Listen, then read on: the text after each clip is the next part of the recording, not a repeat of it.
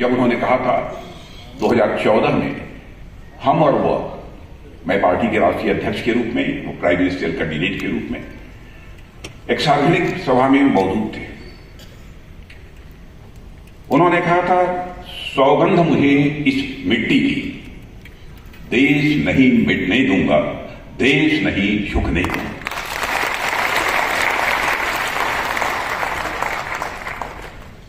यदि मैं कहूं कि हमारे प्राइम मिनिस्टर ने जो कुछ भी उस समय सौगंध ली थी, कसम खाई थी, उसको लेटर एंड स्पिरिट में उसका निर्वाह किया है, तो यह कहना भी एग्जेजरेशन नहीं होगा। आर्थिक दृष्टि से यदि आप देखें, 2014 में जब हमारी गवर्नमेंट बनी थी, तो उस समय इकोनॉमी की साइंस के मामले में भारत दुनिया में लगभग 10वें 11वें स्थान पर खड़ा था। लेकिन 9 वर्षों के अंदर ही हमारा भारत वहां से जंप लेकर दुनिया की टॉप 5 कंट्री में आकर खड़ा हो गया। और मैं समझता हूं कि कुछ ही महीनों के अंदर वह 20,000 करोड़ क्रॉस करेगा, जो अब तक की बातचीत हुई है। इस क्षेत्र में भी सरकार ने काफी काम किया है और कुछ मेजर डिसीजंस भी हम लोगों ने डिफेंस के क्षेत्र में लिए हैं, जिसके कारण इस प्रकार की स्थिति पैदा हुई है। और आपने देखा होगा कि हमारा प्राइम मिनिस्टर का बराबर जोर रहा है कि मेक इन इंडिया, भारत में बनाओ, पर मेक फॉर ऑल, और सारी दुनिया में बनाए। इसी लक्ष्य को सामने रखकर हम लोग लगातार अपने कदम आगे बढ़ा रहे हैं। जहां तक सिक्योरिटी का प्रश्न है, सिक्योरिटी के फ्रंट पर भी गवर्नमेंट ने बहुत कुछ किया है। हमारे लिए राष्ट्रीय सुरक्षा की दृष्टि से 4 डायरेक्टिव प्रिंसिपल्स हैं, नीति निर्देशक तत्व हम इसे कहते हैं। जब हम भारत की राष्ट्रीय सुरक्षा की बात करते हैं मित्रों, तो सबसे पहले बात सीमाओं की सुरक्षा की आती है, क्योंकि यदि सीमाएं सुरक्षित नहीं होंगी तो हमारा राष्ट्र भी किसी भी सूरत में सुरक्षित नहीं होगा।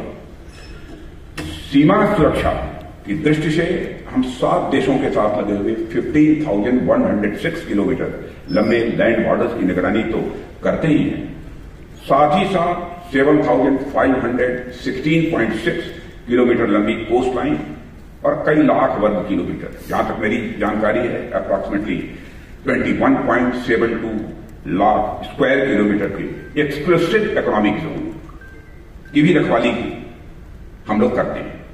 पिछले लगभग 75 ईयर्स में लैंड और मैरीटाइम बाउंड्रीज पर हमें बहुत सारी चुनौतियों का सामना करना पड़ा है, मगर हमारी सेनाओं और सुरक्षा बलों ने मिलकर उस चुनौती का डटकर सामना किया है और उस पर विजय प्राप्त की है।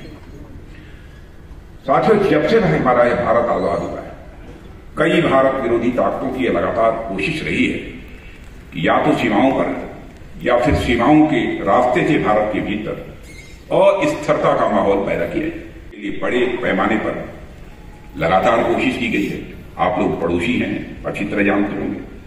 और पाकिस्तान की तरफ से भारत को चोट पहुंचाने की कितनी बार और कैसी कैसी नापाक कोशिशें हुई हैं, इस पर मैं बहुत विस्तार में नहीं जाना चाहूंगा। मैं यह कहना चाहता हूं कि सीमा पार से प्रायोजित जो आतंकवाद है, आतंकवाद ने इस देश में हजारों निर्दोष नागरिकों की जानें ली हैं। दुर्भाग्य से आतंकवाद को प्रायोजित करने वाली ताकतों को सही जवाब देने में देरी हुई। देरी ही नहीं बल्कि यूपीए सरकार के बारे में कहूं, इतना इफेक्टिव स्टेप लेने चाहिए थे, हो नहीं पाया। और पाकिस्तान को ही आतंकवाद से प्रभावित देश मानने की हम लोगों ने एक बार गलती कर दी थी कि पाकिस्तान भी आतंकवाद से यह प्रभावित देश है। प्रधानमंत्री नरेंद्र मोदी के नेतृत्व में हमारी सरकार ने आतंकवाद के खिलाफ प्रभावी कार्रवाई प्रारंभ की, इसकी जानकारी है आपको। और पहली बार देश ही दुनिया ने जाना कि जीरो टॉलरेंस अगेंस्ट टेररिज्म का मतलब क्या होता है, यह दुनिया ने समझा। उरी और पुलवामा की घटना हुई, उसके बाद क्या किया भारत और विशेष रूप से जम्मू कश्मीर ने लंबे समय तक आतंकवाद का दंश झेला है। और यहां के लोग इस बात को भी अच्छी तरह जानते हैं कि आतंकवाद का जहर समाज को कैसे जड़ों से खोखला कर देता है। आतंकवाद का पूरा नेटवर्क यहां जम्मू और कश्मीर में दशकों से काम कर रहा था।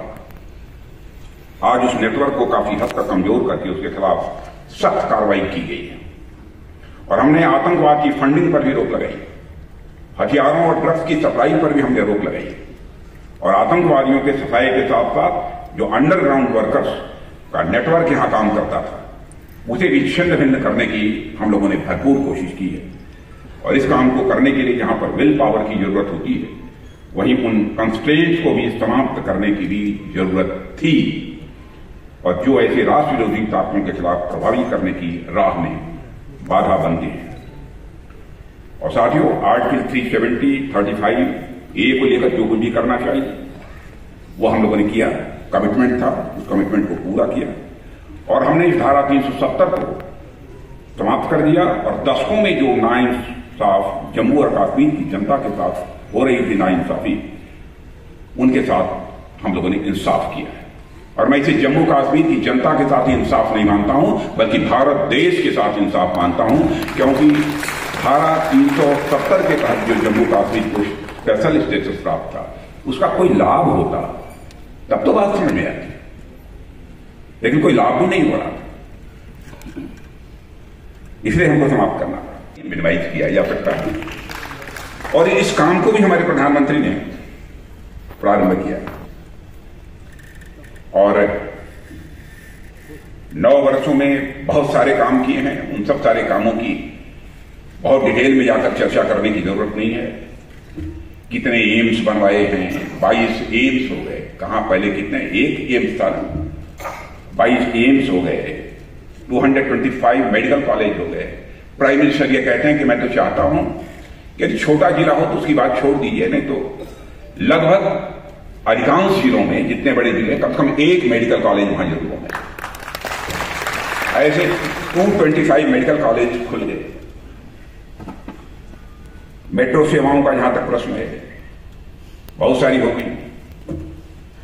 एक बहुत बड़ी बात हुई है नौजवानों के अंदर, एक सेंस ऑफ कॉन्फिडेंस, एक विश्वास का भाव जो पैदा हुआ है और साथ ही साथ एक जिसे कहते हैं ना कुछ नया करने की, कुछ नया कर कुछ निकालने की एक जो ललक होती है मन के अंदर वह नौजवानों के अंदर पैदा हुई है, एक आत्मविश्वास पैदा हुआ है। जहां तक मेरी जानकारी है 2014 के पहले इस देश में बामुश्किल स्टार्टअप्स 400, 500, 600 के आसपास हुआ करते हैं। आज हमारे देश में नौजवानों ने करिश्मा किया है कि स्टार्टअप्स का नंबर अप्रॉक्सिमेटली 1 लाख तक पहुंच गया है। 1 लाख, 400, 500 और कहां 1 लाख।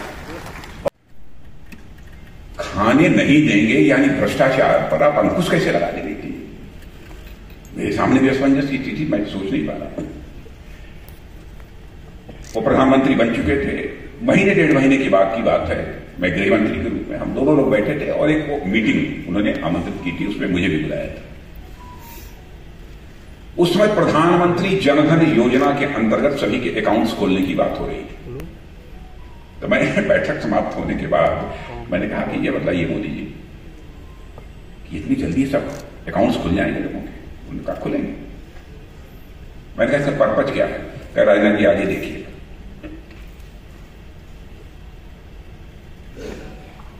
मैं समझता हूं कि हिंदुस्तान के हर परिवार में लोगों के अकाउंट्स बैंक में खुल गए।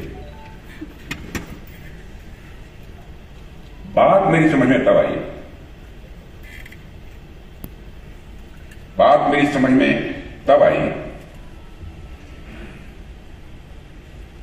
जब डीबीटी के माध्यम से लोगों को पैसा ट्रांसफर होना शुरू हुआ।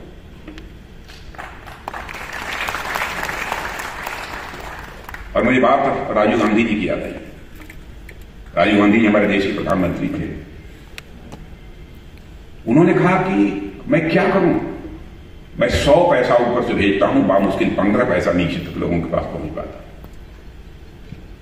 ये प्रकार से लाचारी व्यक्त की थी।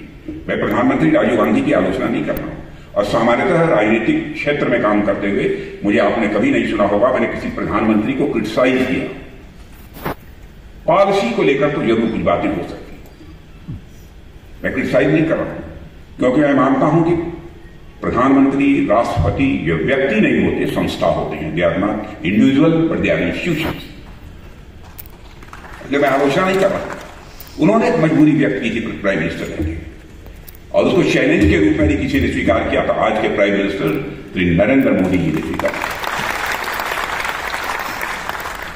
आज यदि 100 पैसा बैंकों से चलता है, 100 का 100 पैसा लोगों की जेब में पहुंच रहा है। पहले अंतर्राष्ट्रीय मंचों पर भारत यदि कुछ बोलता था तो भारत की बातों को जितनी गंभीरतापूर्वक लिया जाना चाहिए वो नहीं लिया जाता था, लेकिन आज अंतर्राष्ट्रीय मंचों पर भारत कुछ बोलता है तो सारी दुनिया कान खोलकर सुनती है कि भारत बोल क्या रहा है। यह है हैसियत सारी दुनिया में भारत की। सिर्फ फॉर्म है जो कि पहले भारत के बारे में कहती थी कि बहुत ही आर्थिक दृष्टि से यह कमजोर देश है, और उन्होंने एक टर्म कॉइन किया था, फ्रेजाइल 5। तो फ्रेजाइल 5 में कुछ कई कंट्री थी, ब्राजील था, इंडोनेशिया थी, साउथ अफ्रीका, उसमें भारत का भी नाम रखा था। 2013 की बात मैं कर रहा हूं, जब मॉर्गन स्टैनले इस फॉर्म ने पूरे वर्ल्ड की इकोनॉमी की चर्चा करते हुए यह बात कही थी, और उसी में उन्होंने फ्रेजाइल 5 का लड़खड़ाती हुई, टूटती हुई, कमजोर अर्थव्यवस्था की बात कही थी, 5 कंट्रीज की, तो उनमें भारत भी शामिल है।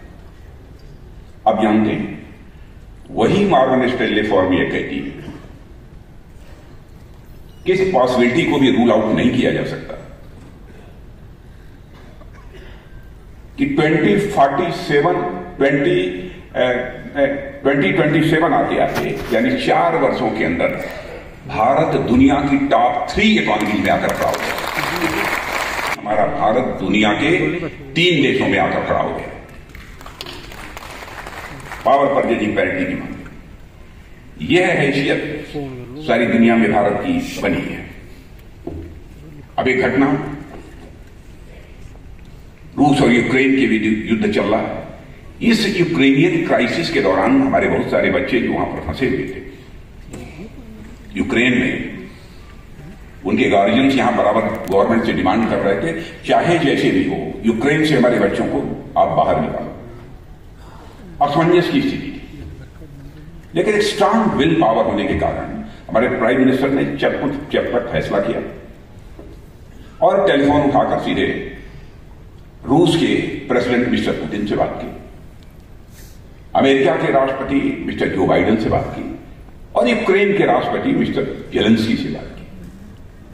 और आप सबको जानकारी है कि 4.5 घंटे के लिए युद्ध रुक गया और हम अपने हजारों बच्चों को लेकर बैठा रहे।